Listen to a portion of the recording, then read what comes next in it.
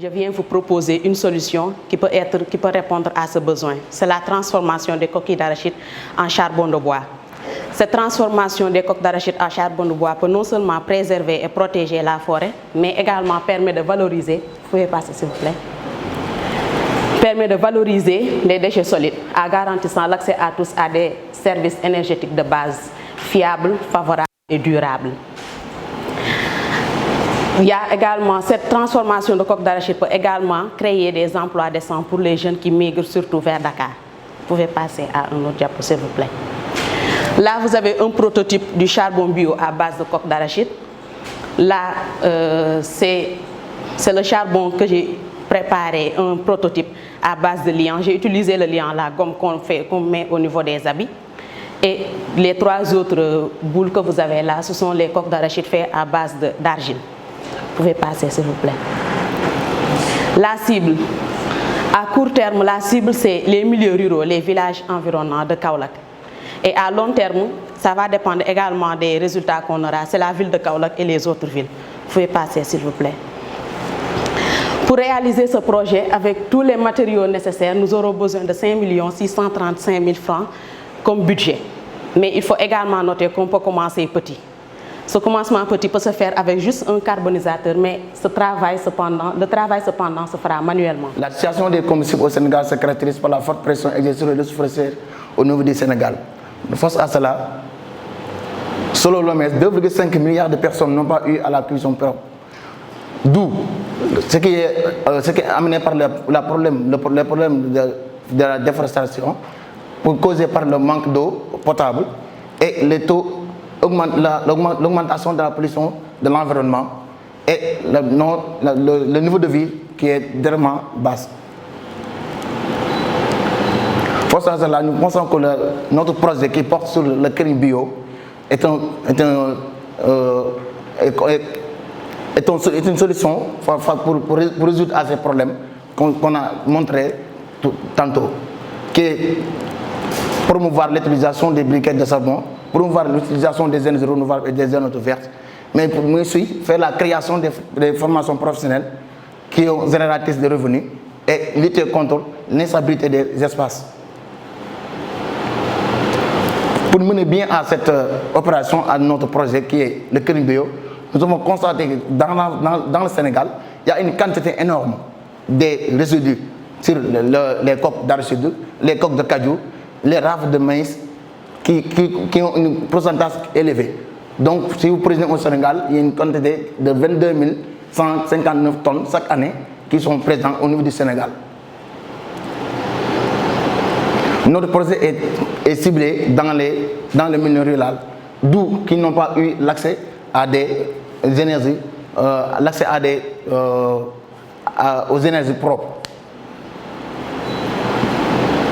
Pour bien mener ce projet, notre équipe, c'est moi, Fallou Diagne, ingénieur en énergie renouvelable, Madame Ousseynou Téli Diallo, qui est une technicienne en énergie renouvelable, et Moussa Labagay, qui est un technicien en énergie renouvelable. Améliorer la gestion des déchets dans la ville de Kaffrine, constant du problème.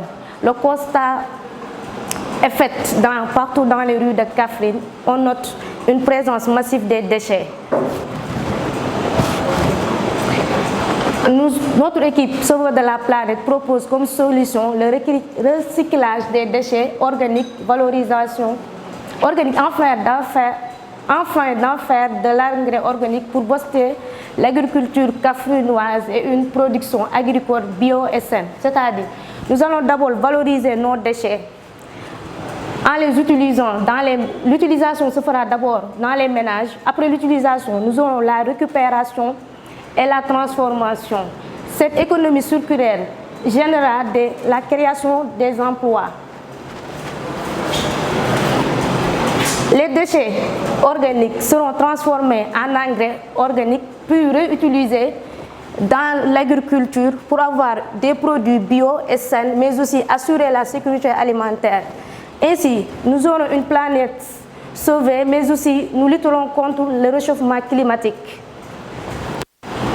Parmi les acteurs, la population d'abord. Nous avons tous, quand on parle de projet de développement, l'implication des populations est primordiale.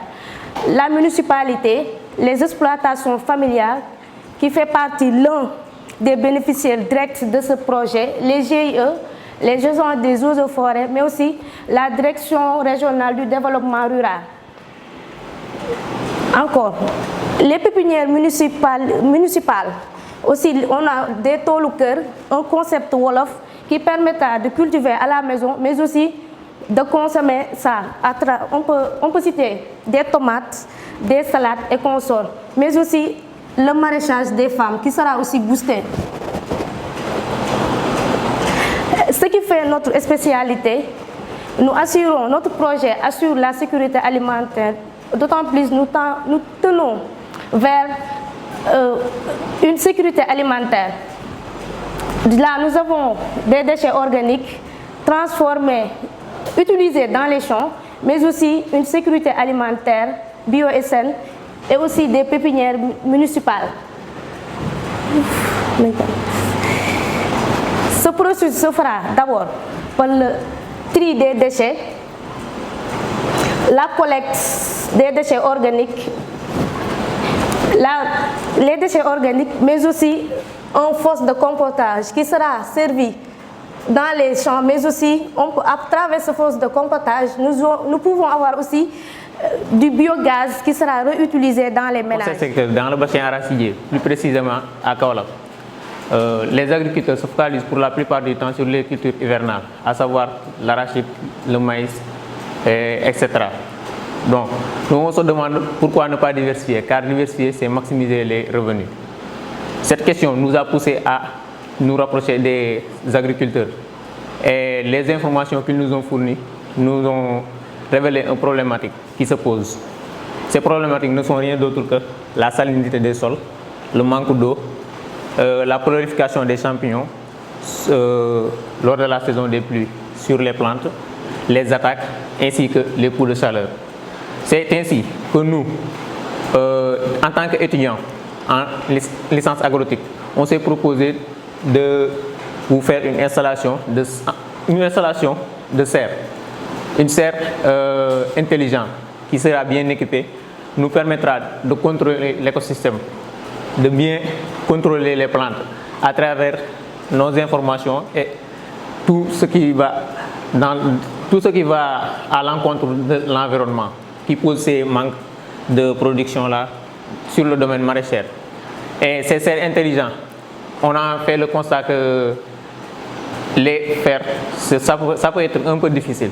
C'est la raison pour laquelle on s'y est lancé et à travers notre champ d'application agronomique qui nous est proposé par la licence, on est en phase de prototypage et on voit bien que les cultures s'y marchent bien après avoir fait l'installation avec les objectifs et tout, ainsi de suite. C'est la raison pour laquelle, pour contrôler cette micro-écosystème qui sera différente de la température que nous a offert la zone, on a la proposition des installations, des capteurs d'humidité, de pH et capteurs de température aussi, pour mieux déclencher à temps réel afin d'optimiser la température et de donner aux plantes tout ce qu'ils en ont besoin. Et ces informations recueillies par les capteurs nous seront envoyées directement dans nos smartphones, ce qui nous permettra de mieux contrôler à temps réel, parce qu'on n'a pas besoin de se déplacer à chaque fois, d'aller au champ pour regarder ce qui se passe. Si les informations viennent, on pourra faire un déclenchement automatique du système d'arrosage et pour réguler la température, ainsi de suite.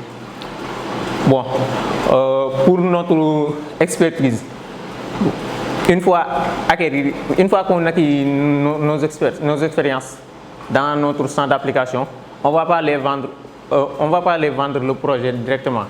On va se rapprocher des agriculteurs comme des prestataires de services.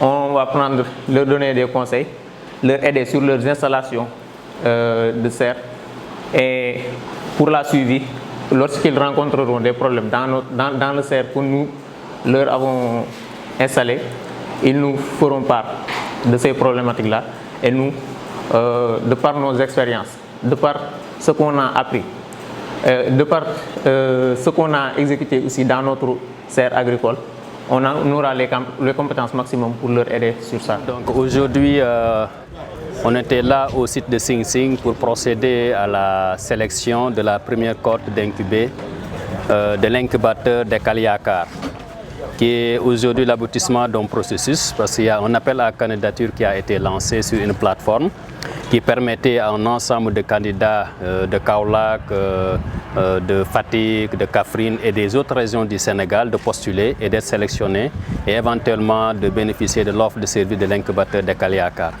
Donc aujourd'hui, on a reçu 28 candidats qui sont passés devant un jury pour présenter leur projet, faire un pitch de projet, afin qu'on puisse apprécier un peu un ensemble de critères qui ont été dégagés, parmi lesquels l'innovation, la rentabilité, l'impact, entre autres. Donc à l'issue de ces pitchs-là, 25 candidats sont sélectionnés qui présentent des projets dans le domaine de l'économie numérique, de l'économie verte, avec un potentiel de développement. Et il y a quand même aussi une bonne répartition au niveau du genre. Il y a quand même les femmes, les jeunes femmes qui sont représentées. Il y a des garçons. Il y a également la répartition par rapport au statut étudiants et jeunes de la communauté. À l'issue de cela, maintenant, le processus d'incubation va carrément commencer.